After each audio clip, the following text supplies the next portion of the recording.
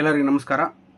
Learn with Chetan YouTube ಚಾನಲ್ಗೆ ನಿಮ್ಮೆಲ್ಲರಿಗೂ ಆಧಾರದ ಸುಸ್ವಾಗತ. ಇಂದಿನ ದಿನ ನಾವು ಗಣಿತ ವಿಷಯದ ಅತ್ಯಂತ ಪ್ರಮುಖ ಪ್ರಶ್ನೋತ್ತರಗಳ ಸಿರೀಸನ್ನು ನೋಡ್ತಾ ಹೋಗೋಣ.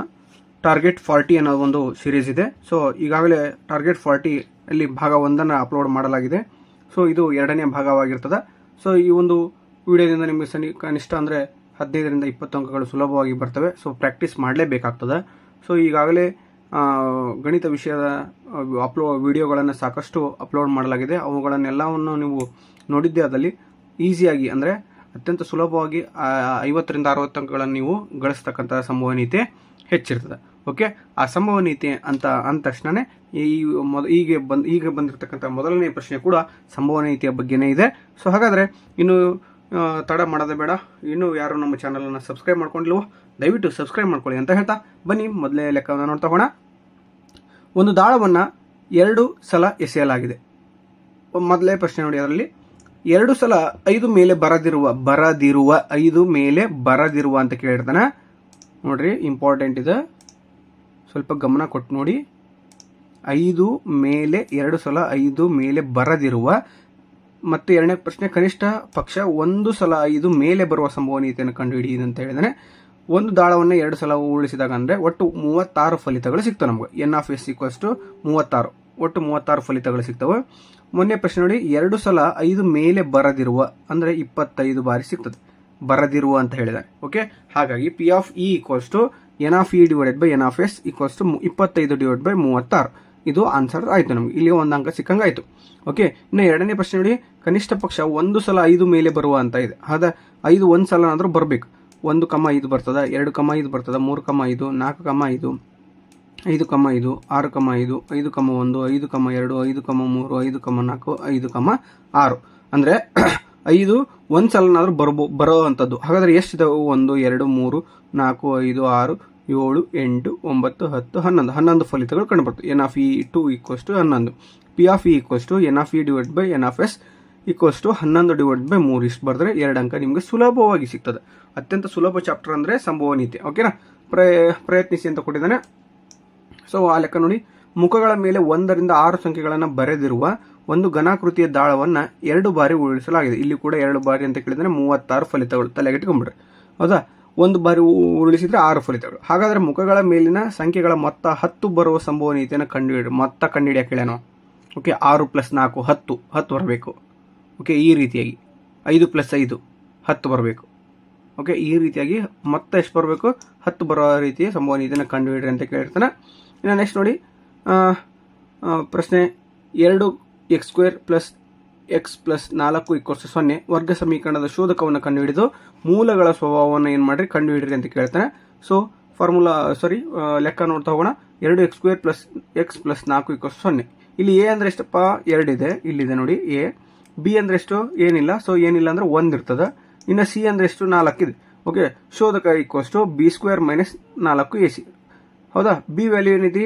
1 ಇದೆ. ಹಾಗಾಗಿ 1² - 4 ಸೇಮ್ ಫಾರ್ಮುಲಾದಲ್ಲಿದೆ 4 ಇಂಟು a ವ್ಯಾಲ್ಯೂ ಎಷ್ಟೈತಿ? 2 ಇದೆ, ಇಂಟು 2 ಇಂಟು c ವ್ಯಾಲ್ಯೂ ಎಷ್ಟೈತಪ್ಪ? 4 ಇರೋದ್ರಿಂದ 4. ಓಕೆನಾ, 1² ಅಂದ್ರೆ 1, 4 ಇಂಟು 2 ಅಂದ್ರೆ 4 2 8, 8 4 32. ಇಲ್ಲಿ ಮೈನಸ್ ಚಿಹ್ನೆ ಇರೋದ್ರಿಂದ -32. ಹಾಗಾದ್ರೆ ಶೋಧಕ ಎಷ್ಟಪ್ಪ ಅಂದ್ರೆ -31. ಓಕೆ, ಇದು 0ಗಿಂತ ಕಡಿಮೆ ಇದೆ. ಓಕೆ, ಮೂಲಗಳು ಏನಾಗಿರ್ತವೆ? ಊಹಾತ್ಮಕವಾಗಿರ್ತವೆ ಅಂತ ಬರೆದ್ರೆ 2 ಅಂಕಗಳು ಸುಲಭವಾಗಿ ದೊರೀತಾವೆ ನಿಮಗೆ. ಹಾಗೆ ಇನ್ನೊಂದು ಪ್ರಶ್ನೆ ಕೊಟ್ಟಿದ್ದ ನೋಡಿ, 2x² - 5x + 3 = 0 ಈ ಸಮೀಕರಣದ ಶೋಧಕದ ಬೆಲೆಯನ್ನು ಕಂಡುಹಿಡಿದು ಮೂಲಗಳ ಸ್ವಭಾವವನ್ನು ಬರೆಯಿರಿ ಅಂತ ಕೇಳ್ತಾನೆ. ಈಸಿಯಾಗಿ ನೀವು ಇದೇ ಫಾರ್ಮುಲಾದಲ್ಲಿ ಹಾಕೊಂಡು ಬರೆದ್ರೆ 2 ಅಂಕಗಳು ಸಲೀಸಾಗಿ ನಿಮಗೆ ಸಿಗ್ತಾವ. ಇನ್ನು ನೆಕ್ಸ್ಟ್ ಪ್ರಶ್ನೆ ನೋಡಿ, √5 ಒಂದು ಅಭಾಗಲಬ್ಧ ಸಂಖ್ಯೆ ಎಂದು ಸಾಧಿಸಿ. ಇದು 3 ಅಂಕದ ಪ್ರಶ್ನೆ. ಒಟ್ಟು 3 ಅಂಕದ ಪ್ರಶ್ನೆ ಆಗಿರ್ತದೆ ಇದು. ಸೊ ಬನ್ನಿ ನೋಡ್ತಾ ಹೋಗೋಣ. √5 ಒಂದು ಭಾಗಲಬ್ಧ ಸಂಖ್ಯೆ ಆಗಿರಲಿ. √5 = p/q ರೂಪದಲ್ಲಿರ್ತವೆ. ಈ ಎರಡೂ ಕಡೆ √5 ಮತ್ತು p/q ಅನ್ನು ಎರಡೂ ಕಡೆ ನಾವು ವರ್ಗವನ್ನು ಮಾಡಿದಾಗ 5 = p/q² ಆಗ್ತದೆ. ಓಕೆ, ಈ q ಅನ್ನು ನಾನು ಏನು ಮಾಡ್ತೀನಿ? ಈ ಕಡೆ ಹಾಕ್ತೀನಿ. ಈ ಡಿವೈಡೆಡ್ ಇದ್ದದ್ದು ಇಂಟು ಆಗ್ತದೆ. ಸೊ 5q² = p² ಆಗ್ತದೆ. 5 ಇದು p² ಅನ್ನ ಏನು ಮಾಡ್ತತಿ? ಭಾಗಿಸುತ್ತದೆ. ಈ 5 ಐತಲ್ಲ, ಇದು p² ಅನ್ನ ಏನು ಮಾಡ್ತತಿ? ಭಾಗಿಸುತ್ತದೆ. 5 p ಅನ್ನು ಕೂಡ ಏನಾಗ್ತದೆ? ಭಾಗಿಸುತ್ತದೆ. p² ಅನ್ನ ಭಾಗಿಸುತ್ತೆ ಅಂದ್ರೆ p ಅನ್ನ ಭಾಗಿಸಂಗಿಲ್ಲನೇ ಇದೆ. ಹಾಗಾಗಿ 5 p ಅನ್ನು ಭಾಗಿಸುತ್ತದೆ. ಆದ್ದರಿಂದ 5, p 5 ಪಿ ಎ ಏನಾಗೈತಿ ಅಪವರ್ತನ ಆಗಿದೆ. ಇಂಪಾರ್ಟೆಂಟ್ ಇದು ಏನಿದೆ ಪಿ ಎ ಅಪವರ್ತನ. ಆದ್ದರಿಂದ ಪಿ ಈಕ್ವಲ್ಸ್ ಟು 5r ಆಗಿರಲಿ. ಆದ್ದರಿಂದ ಏನಾಗಿರಲಿ ಪಿ ಈಕ್ವಲ್ಸ್ ಟು 5r ಆಗಿರಲಿ. ಈಗ ಏನ್ ಮಾಡೋಣ, ಈ ಪಿ ಈಕ್ವಲ್ಸ್ 5r ಐತಲ್ಲ, ಇದಕ್ಕೆ ಎರಡೂ ಕಡೆ ವರ್ಗ ಮಾಡೋಣ, ವರ್ಗ ಕೊಡೋಣ. ಓಕೆನಾ. ಈಗ ಪಿ ಇದ್ದದ್ದು ಏನಾಯ್ತು ಪಿ ಸ್ಕ್ವೇರ್ ಆಯ್ತು, 5r ಇದ್ದದ್ದು 5r ಸ್ಕ್ವೇರ್ ಆಯ್ತು. ಓಕೆ, ಪಿ ಸ್ಕ್ವೇರ್ ವ್ಯಾಲ್ಯೂ ನಮ್ಗೆ ಆಲ್ರೆಡಿ ಗೊತ್ತೈತಿ. ಇಲ್ಲಿ ಐತೆ ನೋಡಿ, ಪಿ ಸ್ಕ್ವೇರ್ ವ್ಯಾಲ್ಯೂ 5 ಕ್ಯೂ ಇಲ್ಲಿ ಬರ್ಕೊಂಡೆ.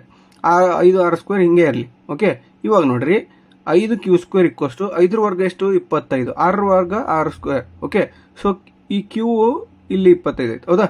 ಇಲ್ಲಿ ಏನು ಮಾಡ್ತಾನೆ ನಾನು 5 1 5 5. ಓಕೆ, ಅವಾಗ Q square equals to 5r square ಸಿಕ್ತು ನಮಗೆ.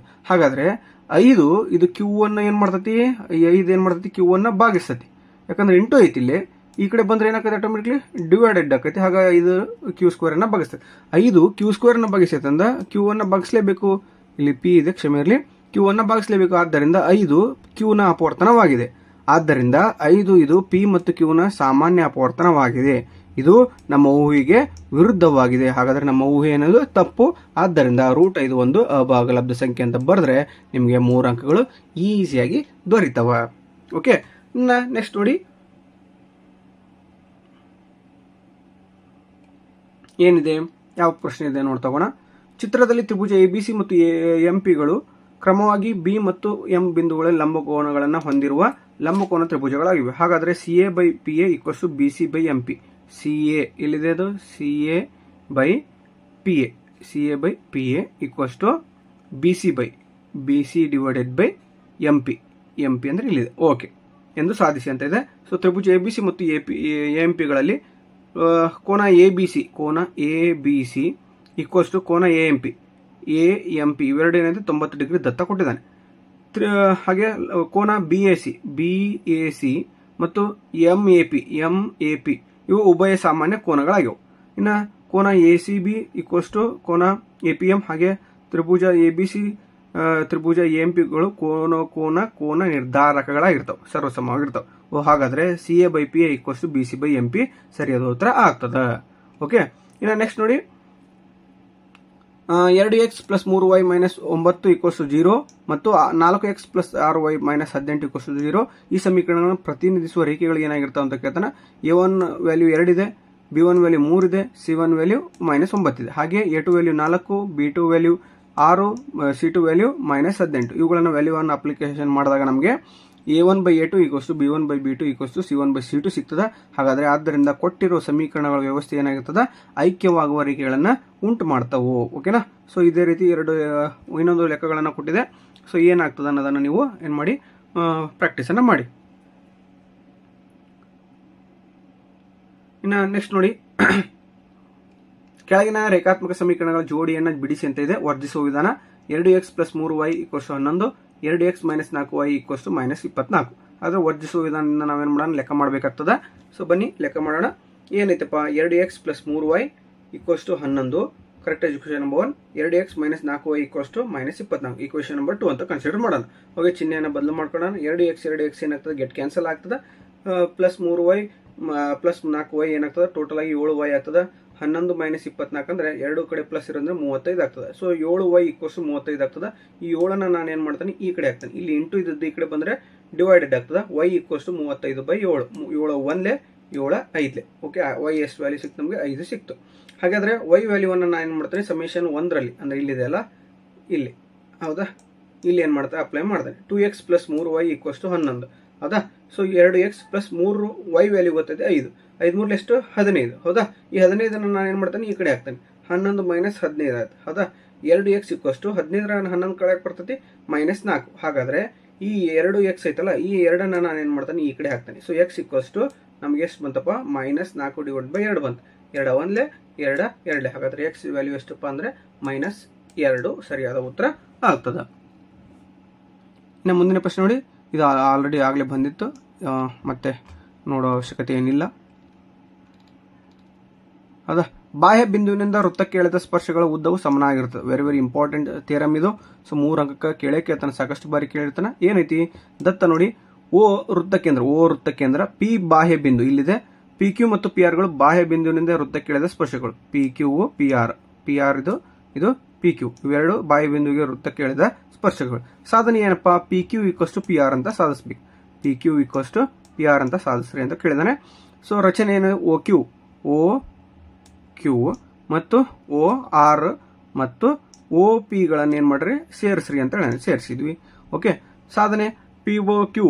ಓಕೆ, ಪಿ ಒ ಕ್ಯೂ ಮತ್ತು O P R P O ಆರ್ಗಳಲ್ಲಿ ಪಿ ಕ್ಯೂ ಒ ಪಿ ಇಲ್ಲಿದೆ ನೋಡಿ, ಪಿ ಕ್ಯೂ ಒ ಮತ್ತು ಪಿ ಆರ್ ಒ ಇವು ಏನಾಗಿರ್ತಾವೆ, ಲಂಬಕೋನಗಳಾಗಿರ್ತಾವೆ. ಎಲ್ಲಿಗೆ, ಸ್ಪರ್ಶಕಕ್ಕೆ ಲಂಬಕೋನಗಳು. ಹಾಗಾದ್ರೆ O P equals to O P ಉಭಯ ಸಾಮಾನ್ಯ ಬಾಹು. ಹೌದಾ, ಇಲ್ಲಿ ಒ ಪಿ ಇದೆ, ಈ ತ್ರಿಭುಜಕ್ಕೂ ಒ ಪಿ ಇದೆ, ಈ ತ್ರಿಭುಜಕ್ಕೂ ಒ ಪಿ ಇದೆ. ಓಕೆ, ಸ್ಪರ್ಶಕ. ಹಾಗಾಗಿ O P equals to O P ಉಭಯ ಸಾಮಾನ್ಯ ಬಾಹು ಆಗ್ತದೆ.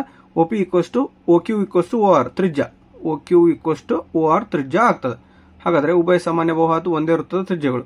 ಹಾಗಾದ್ರೆ ತ್ರಿಭುಜ ಪಿ ಒ ಕ್ಯೂ ಸರ್ವಸಮ ತ್ರಿಭುಜ ಪಿ ಒ ಆರ್, ಲಂಬ ವಿಬಾಹು ಪ್ರಮೇಯ. ಓಕೆನಾ, P Q equals to P R ಆಗ್ತದೆ. ಸೊ ನಿಮಗೆ ಅತ್ಯಂತ ಸುಲಭವಾಗಿ 3 ಅಂಕಗಳನ್ನು ಗಳಿಸಬಹುದು ಈಸಿಯಾಗಿ. ಇನ್ನು ಸಮಾಂತರ ಶ್ರೇಣಿಯ ಲೆಕ್ಕ ಇದೆ. ಸೊ ನೋಡಿ, ಇಲ್ಲಿ ಮೊತ್ತಗಳನ್ನು ಕೇಳಿದಾನೆ. ಸೊ 2, 7, 12 10 ಪದಗಳವರೆಗಿನ ಮೊತ್ತ ಕೇಳಿದಾನೆ. ಎ ವ್ಯಾಲ್ಯೂ ಎಷ್ಟಪ್ಪ ಅಂದ್ರೆ 2, ಡಿ ವ್ಯಾಲ್ಯೂ 7ರಾಗ 2ನ್ನ ಕಳೀರಿ, ಅಥವಾ 15ರಾಗ 7ನ್ನ 12ರಾಗ 7ನ್ನ ಕಳೀರಿ. 7ರಾಗ 2ನ್ನ ಕಳೆದ್ರೆ 5, 12ರಾಗ 7 ಕಳೆದ್ರೆ 5. ಎನ್ ಎಷ್ಟಪ್ಪ, 10 ಪದಗಳು ಕೇಳೋಣ. N equals to 10. S N formula ಹಾಕ್ರಿ. S N equals to n/2 2a plus n - 1 D. Okay, so N ಅಂದಷ್ಟು 10 ಕೊಟ್ಟಿದ್ದಾನೆ, 10 ಬರ್ರಿ, divided by 2 into A value ಎಷ್ಟೈತಿ 2 ಇದೆ, ಇಲ್ಲಿ ಬರ್ರಿ, ಪ್ಲಸ್ ಡಿ 10 ಎನ್ ಅಂದ್ರೆ 10 - 1 ಡಿ ವ್ಯಾಲ್ಯೂ 5 ಐತಿ. ಹೌದಾ, 10ರಾಗ 1 ಕಳೆದ್ರೆ 9, 9 ಇಂಟು 5 45. ಹೌದಾ, 2 2 4 ಇಲ್ಲಿ ಬರ್ರಿ. ಓಕೆನಾ, 10 2 1 2 5. ಸೊ 5 ಇಂಟು 4 ಪ್ಲಸ್ 45, 45 ಪ್ಲಸ್ 4 ಅಂದ್ರೆ 49, 49 245. ಅಂದ್ರೆ ಎಸ್ 10 ವ್ಯಾಲ್ಯೂ ಎಷ್ಟಪ್ಪ ಅಂದ್ರೆ 245. ಇನ್ನು ತ್ರಿಭುಜದ 2 ಬಾಹುಗಳನ್ನು 2 ವಿಭಿನ್ನ ಬಿಂದುಗಳಲ್ಲಿ ಛೇದಿಸುವಂತೆ ಒಂದು ಬಾಹುವಿಗೆ ಸಮಾಂತರವಾಗಿ ಎಳೆದ ಸರಳ ರೇಖೆ ಉಳಿದೆರಡು ಬಾಹುಗಳನ್ನು ಸಮಾನ ಪಥದಲ್ಲಿ ವಿಭಾಗಿಸುತ್ತದೆ. ಥಿಯರ್ಸ್ನ ಪ್ರಮೇಯ ಇದೆ.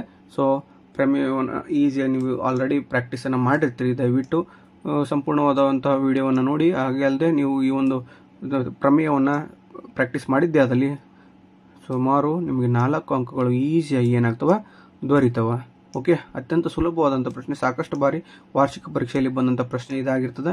ಸೊ ದಯವಿಟ್ಟು ಏನು ಮಾಡಿ, ಪ್ರಾಕ್ಟೀಸ್ ಮಾಡಿ ಅಂತ ಹೇಳ್ತಾ ಮುಂದಿನ ಪ್ರಶ್ನೆಯನ್ನು ನೋಡ್ತಾ ಹೋಗೋಣ.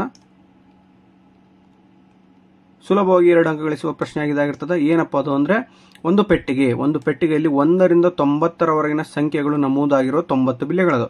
ಅಂದರೆ 1ರಿಂದ 90ರವರೆಗಿನ ಸಂಖ್ಯೆಗಳು ನಮೂದಾಗಿರುವ ಎಷ್ಟು ಬಿಲ್ಲೆಗಳದು, 90 ಇದಾವೆ. ಪೆಟ್ಟಿಗೆಯಿಂದ ಒಂದು ಬಿಲ್ಲೆಯನ್ನು ಯಾದೃಚ್ಛಿಕವಾಗಿ ತೆಗೆದ್ರೆ ಅದು ಒಂದು ಪೂರ್ಣ ವರ್ಗ ಸಂಖ್ಯೆ ಆಗಿರುವ ಸಂಭವನೀಯತೆ ಕಂಡುಹಿಡಿಯಿರಿ ಅಂತ ಕೇಳಿದಾನೆ. ಓಕೆ, ಎಸ್ ಈಕ್ವಲ್ಸ್ ಟು 1ರಿಂದ 90, N of S equals to 90 ಬಿಲ್ಲೆಗಳದಾವೆ. ಒಂದು ಪೂರ್ಣ ಸಂಖ್ಯೆ ಅಂತ ಕೇಳಿದಾನೆ. ಪೂರ್ಣ ಸಂಖ್ಯೆ ಆಗಿರ್ಬೇಕು, ಅವು ಪೂರ್ಣ ವರ್ಗ ಸಂಖ್ಯೆ. ಅದರಷ್ಟೇ ಅಲ್ಲದೆ ಯಾವ್ಯಾವು, ಒಂದು ವರ್ಗ ಸಂಖ್ಯೆ 4, 9, 16, 25, 36, 49, 64 ಮತ್ತು 81. 1, 2, 3, 4, 5, 6, 7, 8, 9. ಹಾಗಾದ್ರೆ ಎನ್ ಆಫ್ ಎ ಈಕ್ವಲ್ಸ್ 9 ಅದಾವೆ. 9 ಡಿವೈಡ್ ಬೈ 90 ಆಗ್ತದೆ. ನೋಡ್ರಿ, P of A equals N of A divide by N of S. 9 divide by 90. ಅಂದ್ರೆ ಇದನ್ನಿಷ್ಟೇ ಬರೆದ್ರೆ ನಡೀತದೆ. ಇಲ್ಲಪ್ಪ ಅಂದ್ರೆ 9 1 9 10. ಹೌದಾ, 1 ಡಿವೈಡೆಡ್ ಬೈ 10 ಅಂತ ಆಗ್ತದೆ. 1 ಡಿವೈಡೆಡ್ ಬೈ 10 ಅಂತ ಬರೆದ್ರೆ ನಡೀತದೆ. 9 ಡಿವೈಡ್ ಬೈ 90 ಅಂತ ಬರೆದ್ರು ನಡೀತದೆ. ಓಕೆನಾ.